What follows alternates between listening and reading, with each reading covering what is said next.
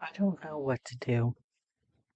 The air was warm, sticky, stale. Elanor licked her lips. They were dry. Marion Wheeler, chief of the Foundation's Antimemetic division at Site 41, was nodding very slowly, staring. It wasn't a look of concern. Not pity, either. The wheels in Eleanor's head were clogged, and she couldn't parse Wheeler's expression. Not that it would have much helped had her brain been firing on all four cylinders. Wheeler was particularly disciplined, stoic, and focused constantly. It was kind of unnerving. Eleanor let out a breath. Why did it feel like it was being held in for such a long time? Her lungs burned. She could feel sweat dripping down her face. She reached up to wipe it with the back of her hand, but her face was dry. The radio was on. It sounded vaguely like Lose Yourself was playing beneath what seemed to be mostly static. Outside, a car horn beeped somewhere. Wheeler finally spoke. I understand the transition is difficult, but we both know it makes a lot of sense to have you here. Eleanor's focus seemed to snap into place, and she felt herself relaxing. I keep having these episodes. She looks down at her lap, trying to avoid the indecipherable gaze of the chief. Things slow down. I feel cold. I feel hot. I realize hours have passed, or basically no time at all, and then something else keeps nagging at me that she trailed off. Wheeler nodded, taking out a small notebook and scribbling something in it. Your experience in this department is a little unusual, Miss Jacob, but it's why you're here. We expected you to have unexpected side effects. You're in unexplored territory, at least as far as we know. Wheeler ventured a tiny wry smile. And not just because you're the first agent I know of who transferred in from accounting. Eleanor couldn't help but smile. So, these feelings that I've been having, are they related to that medication? The Nestix? That depends. Let's see, you've been here 6 weeks. Wheeler leaned back a little in her chair. Are you enjoying your job? Actually, yeah, I am. I love handling financial records. I love financial databases. She gave the chief a knowing look. See, unlike people, numbers don't lie. Wheeler nodded, noting something else in her notebook. Well, the good news is the episodes of dissociation are normal when you're first adapted into Class W Nestix. The feelings don't really go away, but you get used to them as you realize they're symptoms of experiencing things you literally haven't before. A wave of relief spread over Eleanor, and she instantly felt lighter about the whole matter. It's just, as most antimemetic things tend to be, all in her head. However, any trace of Wheeler's smile was gone. The wave turned to ice instantly, and the young accountant stiffened. During your orientation, it was explained that you'd be required to carry a pen and notebook on you at all times. Have you? Eleanor nodded. What was the purpose of that notebook? So if I believe I've been exposed to an antimemetic agent, I can quickly copy down my thoughts and observations before suffering information loss or corruption. Wheeler nodded, jotting something into her notebook. Miss Jacob, this is important. When is the last time you saw that notebook?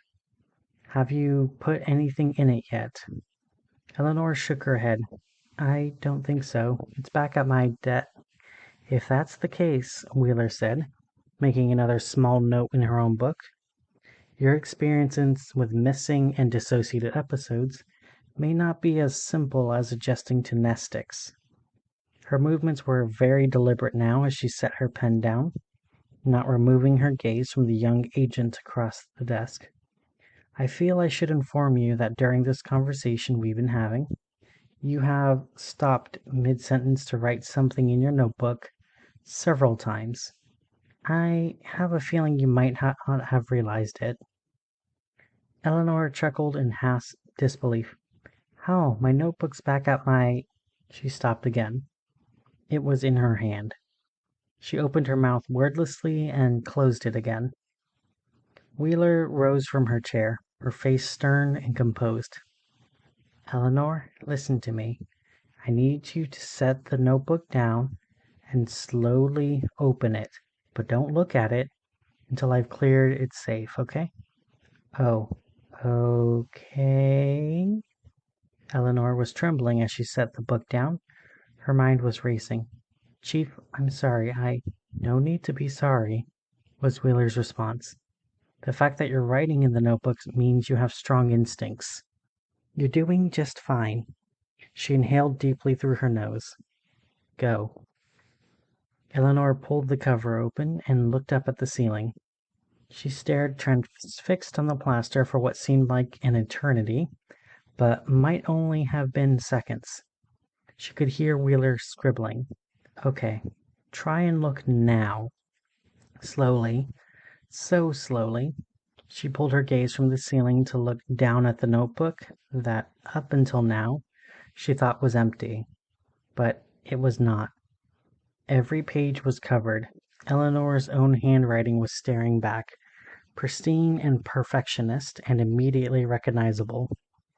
Every line was filled with the same 4 words. The numbers are wrong. Do you know what that means? Wheeler asked, her voice just above a whisper. Elanor shook her head, then turned the pages again and again. The same phrase over and over. Wheeler put her own notebook away and gestured to the door. Then let's go find out. Elanor drummed her fingers absently on the table. It was nice to be back at her own desk, but now, with Wheeler there to oversee, it felt incredibly uncomfortable. Okay, Wheeler said, sitting down on the other side of Eleanor's desk. Let's do some baseline questions, all right? What's your name? Elanor Jones. What's your position, personnel class, and clearance at the Foundation? Account Specialist, Antimemetics Division, Personnel Class C, Security Clearance 2, with elevated clearance for financial documents related to... She stopped. The notebook was open again and the pen was in her hand. Wheeler was smiling. You caught yourself that time. Now focus. There's something there. What were you about to say? Elanor shakily put the cap on her pen. She spoke slowly and deliberately. I have elevated clearance for documents, financial documents, related to department expenditures, and the cap was off. Elanor put it back on. That's it, Wheeler said encouragingly. Find what's triggering it. Department expenditures and what? The cap was off, and Elanor put it back on. Department expenditures and what, Elanor? The cap was off. Elanor put it back on. Department expenditures and the cap was off. The cap was off. Off. Wheeler was leaning forward and resting her hands on the desk. Breathe and focus. And the cap was off. Eleanor's fingers trembled, and then she hurled the pen across the room. Payroll. There was stillness in the room as the plastic utensil clattered to the ground. Elanor was breathing hard. Her heart was pounding. Okay, Wheeler said, nodding. Tell me.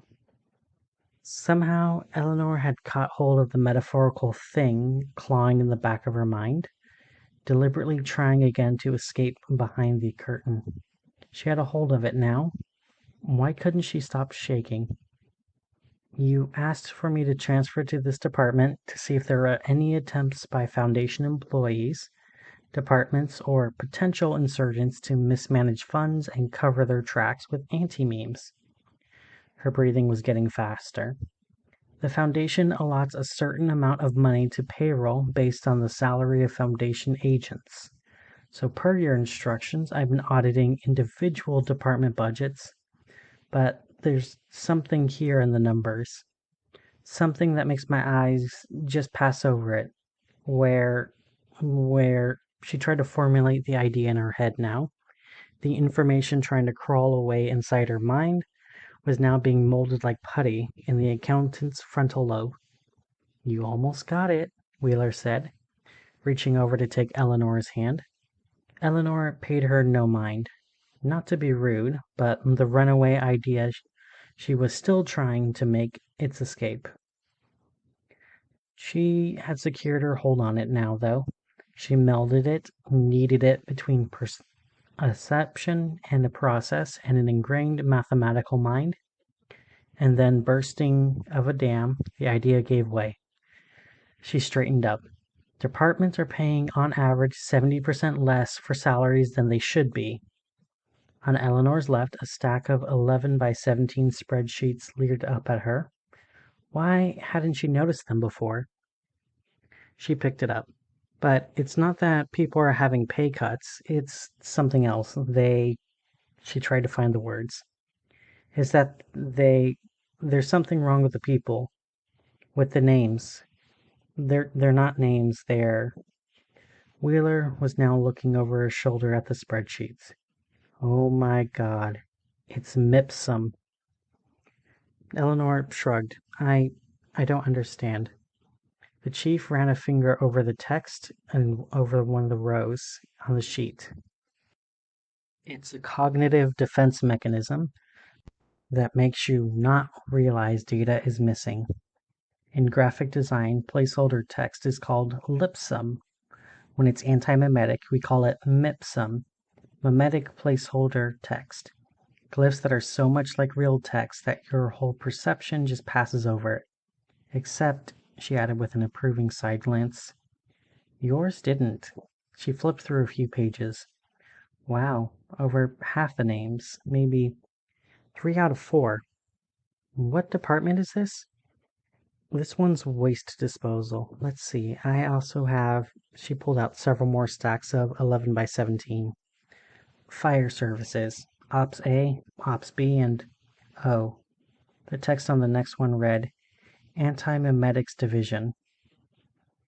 Wheeler took it and began flipping through it. I don't understand. Antimemetics has a staff of 8,000 people. 2/3 of them can't just be... She stopped, her face going blank as her gaze rested on the opposite wall.